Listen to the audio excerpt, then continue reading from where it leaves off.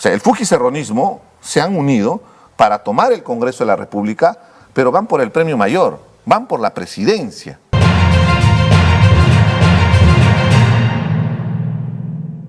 Que desde sus espacios políticos nos den su mirada y su aproximación a la comprensión de los fenómenos sociales y políticos del país. Richard Arce, excongresista de izquierda, está con nosotros para hablar justamente de la coyuntura y yo quiero agradecerle que se haya tomado, por supuesto, el tiempo de estar con nosotros. Richard, ¿cómo te va?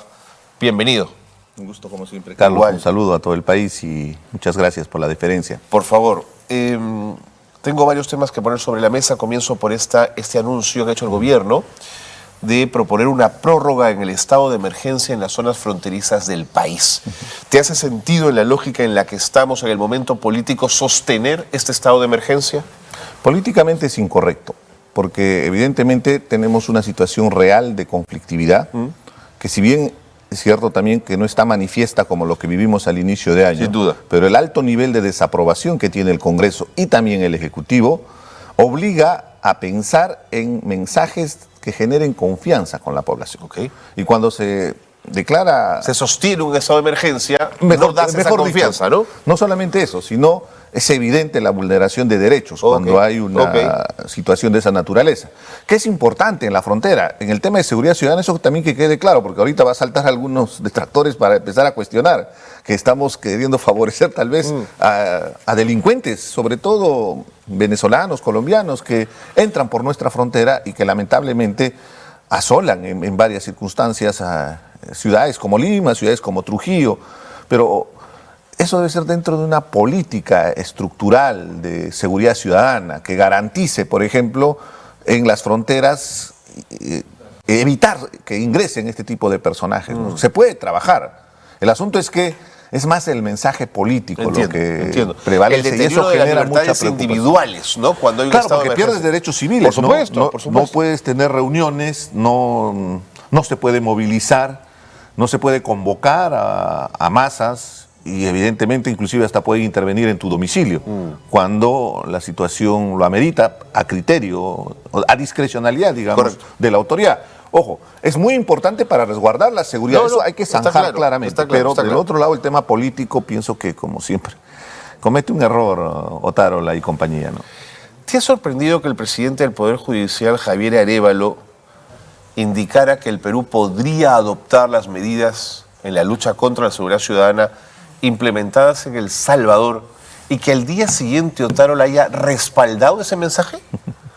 Lo que pasa es que hay una moda Bukele en Latinoamérica y escuchaba el otro día a un analista y decía, si habría una elección en toda Latinoamérica, Bukele gana de lejos, porque se ha generado una especie de percepción de que puede confrontar un tema tan delicado como eran las maras, salvatruchas, todos estos grupos peligrosísimos, por cierto, que es otra realidad totalmente distinta. Y se tenía que hacer algo. De acuerdo. Pero hay una delgada línea, que es justamente el Estado de Derecho.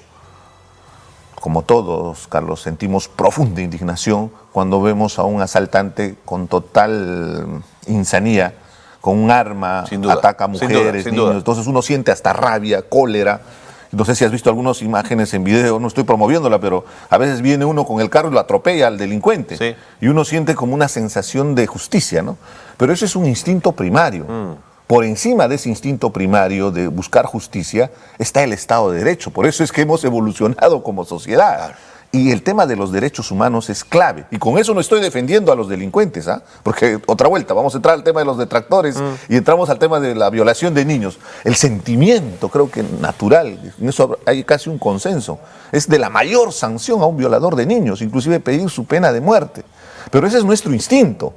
Pero hay un Estado de Derecho. Y ese Estado de Derecho no lo respeta Bukele. Hay muchos cuestionamientos justamente a las violaciones de derechos humanos. Claro. Entonces, al presidente del Poder Judicial yo le diría, si le gusta Bukele, hagamos algo práctico, pues. ¿Por qué no aplica las medidas de Bukele en el Poder Judicial y empieza a hacer tabla rasa con todos esos jueces sinvergüenza? Sobre todo creo que hay supernumerarios, estos que son elegidos a dedo, para que los retiren, porque se presenta una acción de amparo en una zona agreste del país y le favorecen en procesos judiciales, tanto penales como civiles, ¿no? Lo complejo, Richard, es que sobre el papel el autoritarismo de Bukele consigue reducir la tasa de homicidio a El Salvador a números históricos. Y eso va de la mano con que la gente siente que la democracia no ha resuelto sus problemas. Entonces, ¿por qué se la jugaría por la democracia si esta no le sirve en su vida cotidiana?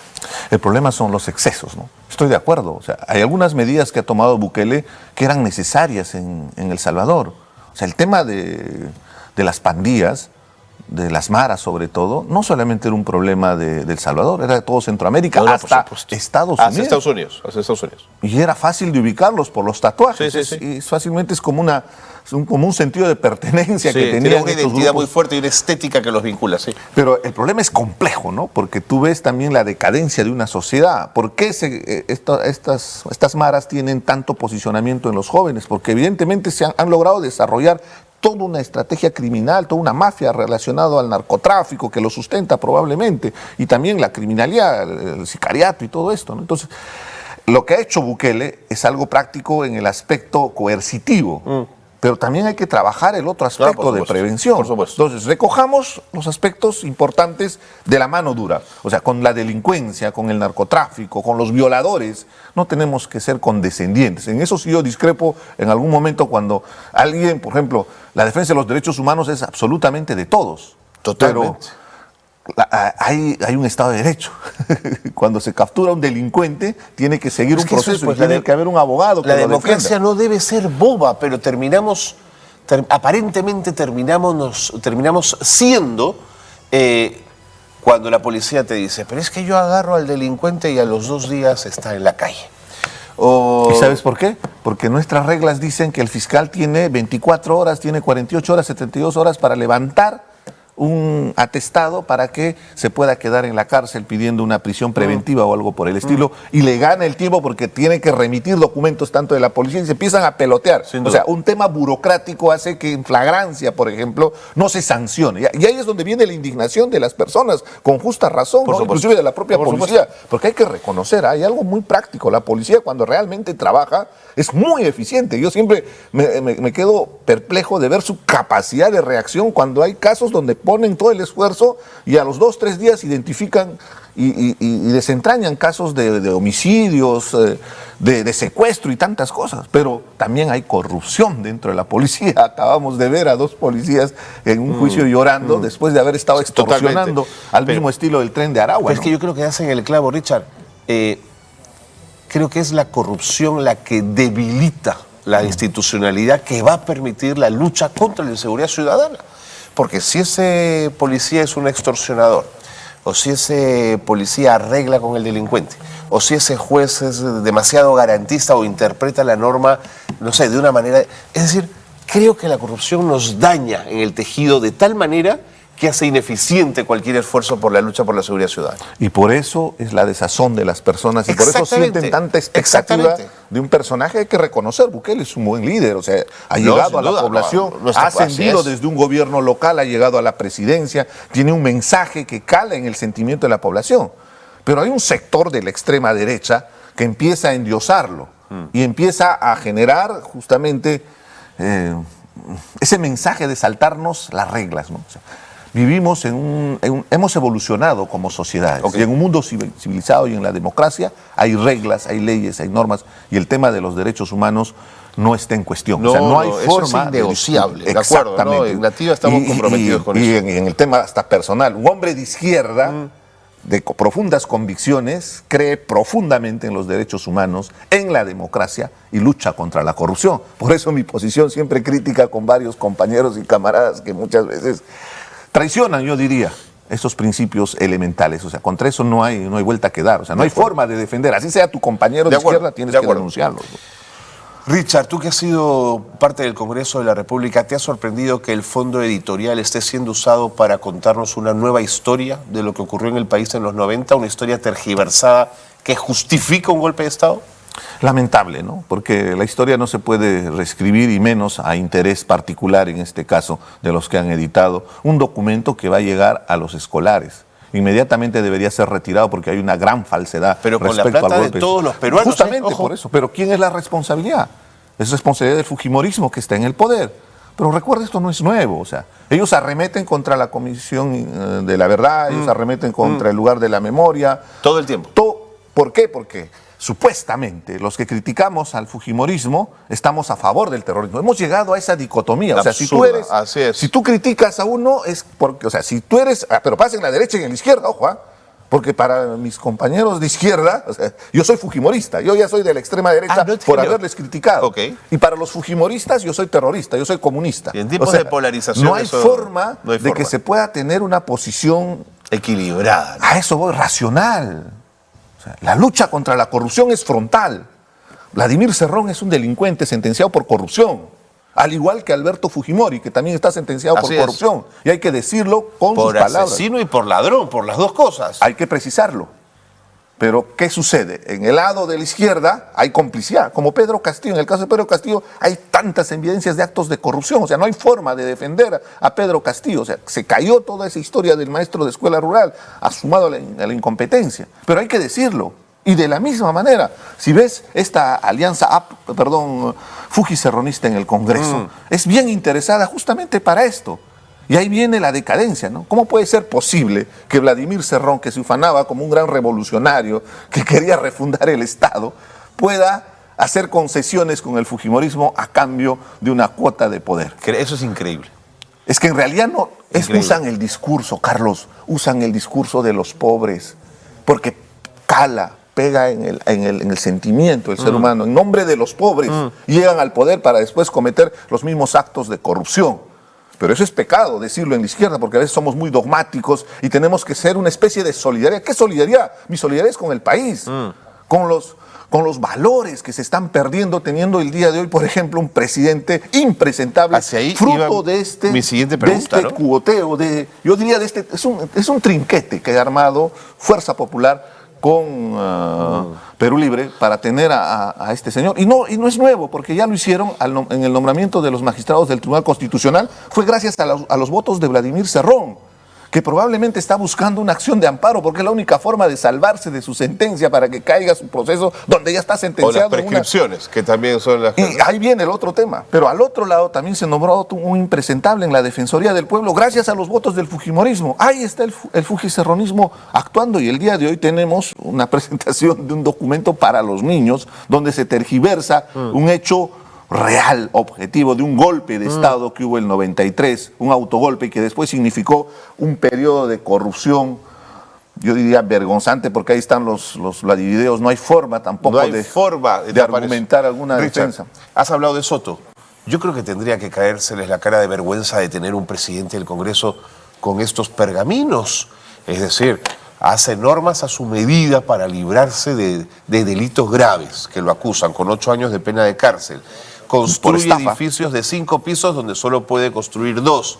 En fin, hay una serie de cosas que tú dices, ¿pero qué? ¿Este es el sujeto que es presidente de uno de los poderes del Estado de mi país?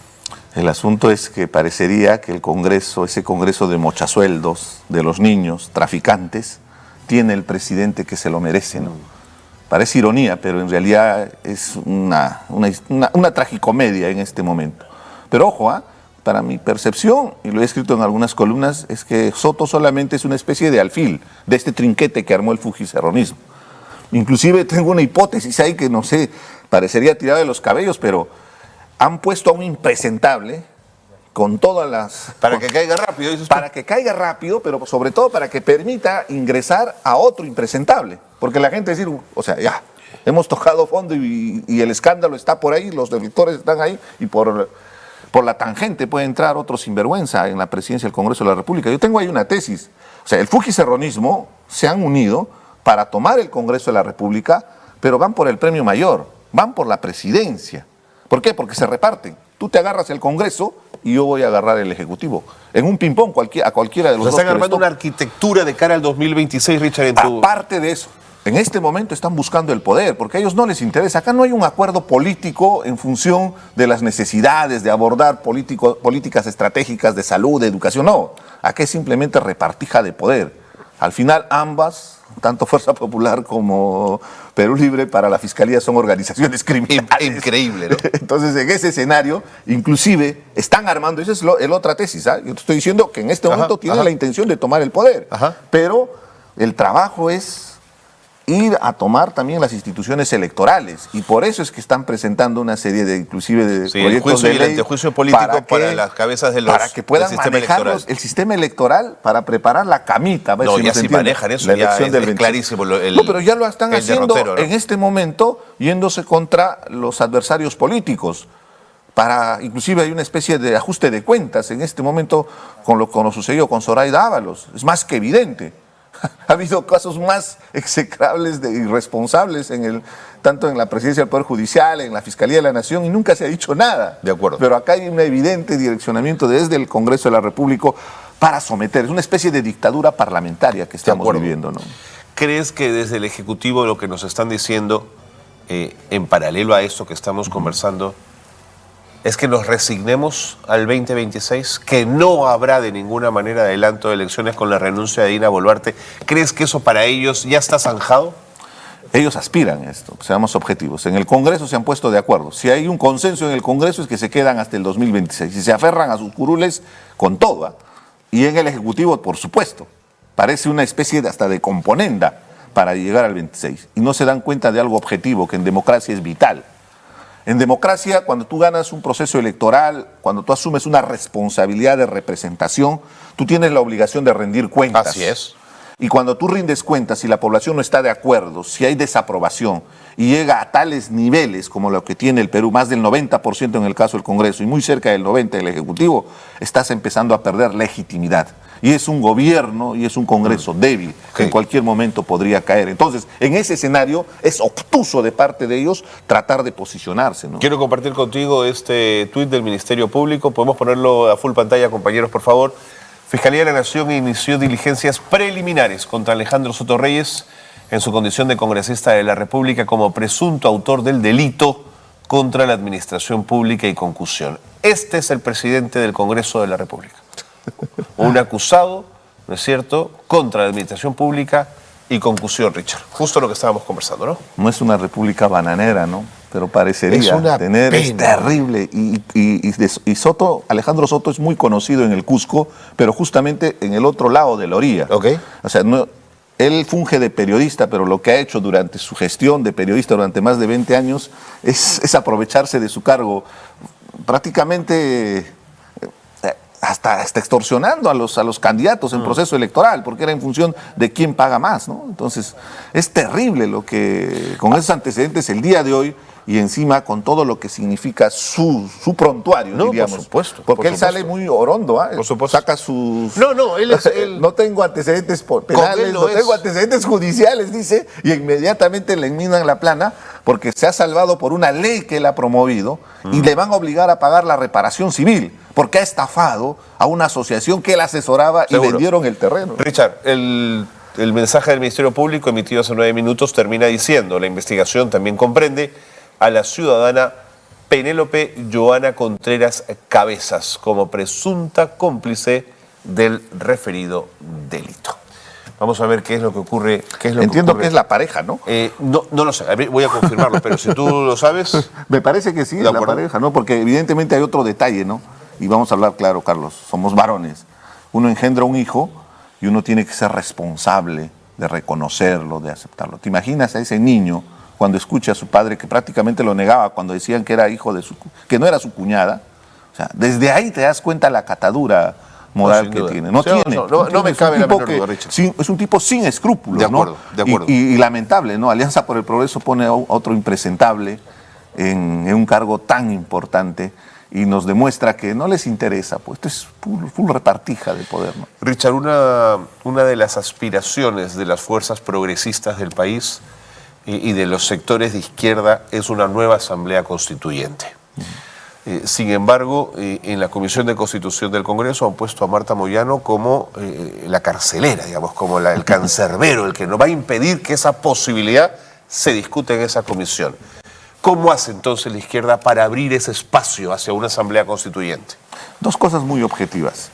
Yo aspiro a una nueva constitución, por lo que representa inclusive la constitución de... Hasta en términos simbólicos, por el tema espurio. Sí. Pero objetivamente en este momento estamos en una crisis política, en una polarización.